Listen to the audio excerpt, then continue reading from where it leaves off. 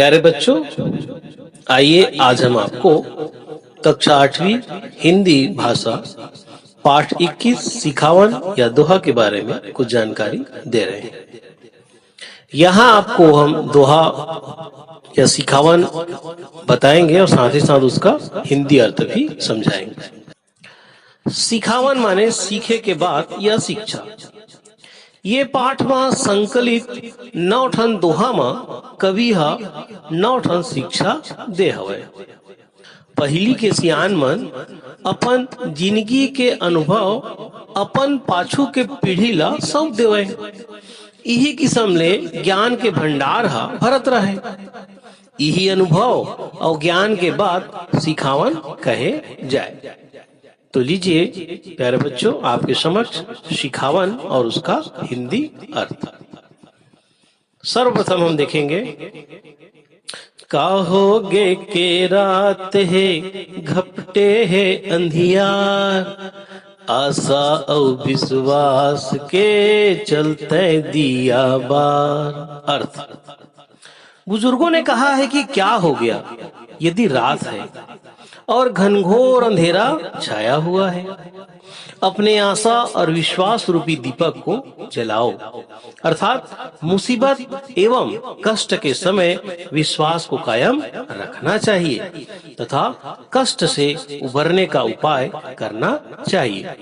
दूसरे क्रम पर है, एक के अवगुण 100 गुण ला, मिलखी मारत खाए, गुरुतुर गुण वाला सुआ, लोभ करे फंद जाए। अर्थ समझेंगे। बुजुर्गों ने कहा है कि यदि व्यक्ति में एक अवगुण हो तो उसके 100 गुण भी बेकार हो जाते हैं। अच्छी मीठी वाणी बोलने वाला तोता भी अच्छे खाने के लालच में पिंजरे में फंस जाता है। अर्थात व्यक्ति को बुराई तथा लालच से बचकर रहना चाहिए, नहीं तो इसका परिणाम उसे भुगतना ही पड़ता है। आइए अगले क्रम पर चलते हैं। मीठ लबारी बोल के लबरा पाए मान, पन सतवंता हा सतबर हाँ सत तजे परान। अर्थ,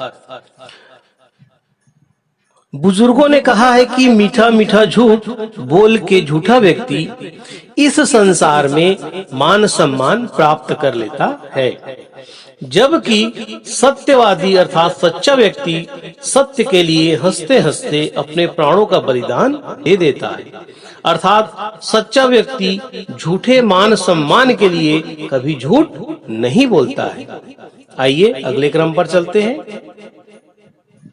घाम छाव के खेल तो होवत रहते रोज, एकर संसो छोड़ के रद्दा नवात खोज।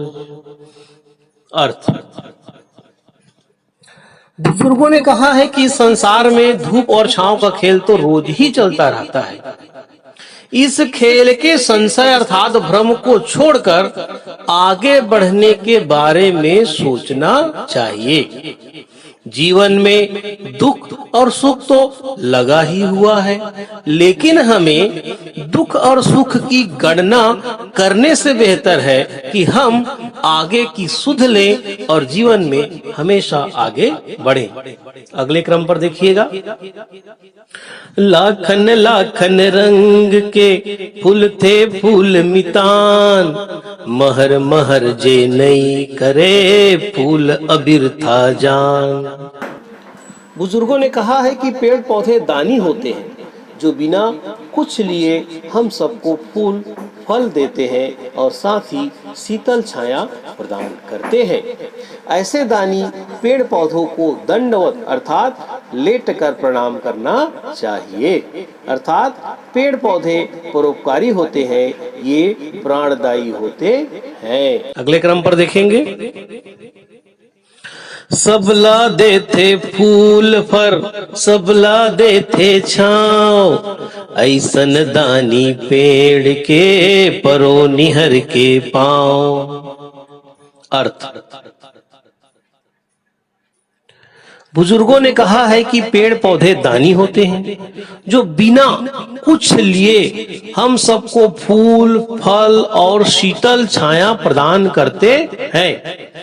ऐसे दानी पेड़ पौधों को दंडवत अर्थात लेट कर प्रणाम करना चाहिए।